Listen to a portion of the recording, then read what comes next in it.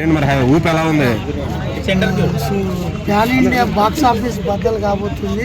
గట్టిగా మూవీ అయితే super blockbuster, pan India blockbuster. ఇది రాజాసాబ్ ప్రభాస్ కెరీర్లోనే, మారుతి గారి కెరీర్లోనే బిగ్గెస్ట్ హిట్ కాబోతుంది. ఎక్సలెంట్. రేపు రిలీజ్ ఉంటుంది, రేపు నైట్కు రిలీజ్ కాబోతుంది.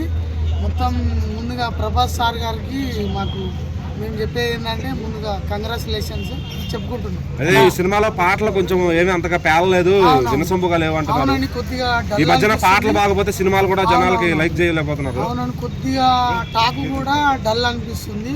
సో ఏంటంటే రిలీజ్ అయిన తర్వాత పబ్లిక్ టాక్ తెలుస్తుంది కాబట్టి, సో ఏంటంటే కొన్ని ఇడ్సలే మారుతి గారు, కొన్ని మన సంజయ్ దత్ గారి పాత్ర కూడా ఎలివేషన్ బీభత్సంగా ఉంటుందని ఇందాక నేను సందీప్ రెడ్డి ఉంగ గారిది వీడియో క్లిప్ చూశాను.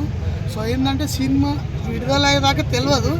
సో ఏంటంటే ఒక రేంజ్ లో ఉండబోతుంది మొత్తానికి అయితే. ప్రభాస్ గారు హిట్ కొడుతుంటే ఈజీగా 1000 కోట్లు వస్తున్నాయి. మరి ఇది ఎంత చేయబోతుంది? 2-3 వేల కోట్లైనా రీచ్ అవుతుందని నేను భావిస్తున్నాను. అలాగే హిందీ వాళ్ళకి కూడా నచ్చింది అంటారా?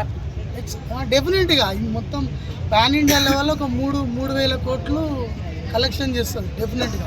తమన్ గారి మ్యూజిక్ ఎలా అనిపిస్తుంది? ఆయన బ్యాక్గ్రౌండ్ స్కోర్ ట్రైలర్ లో ఎలా అనిపించింది? సాంగ్స్ బాగానే ఉన్నాయి. ఒక 2 సాంగ్స్ కొద్దిగా డల్ అనిపించినా కూడా మరి బ్యాక్గ్రౌండ్ మ్యూజిక్ అయితే ఎక్సలెంట్ గా ఉన్నది తమన్ గారిది.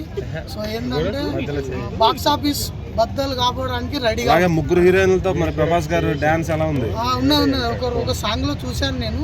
సో ఏంటంటే వెయిట్ అండ్ సీ మూవీ కోసం ఏదన్నా థియేటర్ లోనే.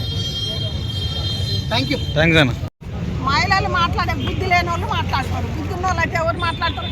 పొద్దున్న అయితే కొంతమంది ఏం చేస్తారు, హరే రామ్ హరే కృష్ణ అనుకుంటా ఉంటారు.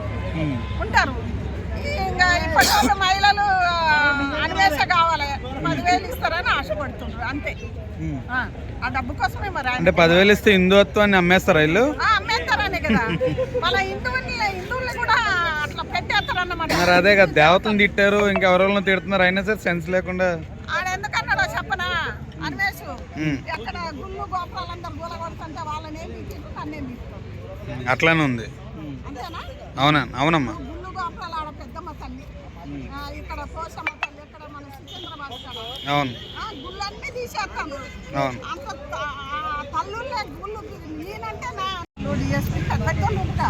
అరే వాళ్ళకు మనకంటే ఎక్కువ ఆ పెద్ద వాళ్ళకే, పోలీసు వాళ్ళకే, ఇప్పుడు ముఖ్యమంత్రులు ఎమ్మెల్యేలు ఎవరున్నా వాళ్ళే ముదగాలు.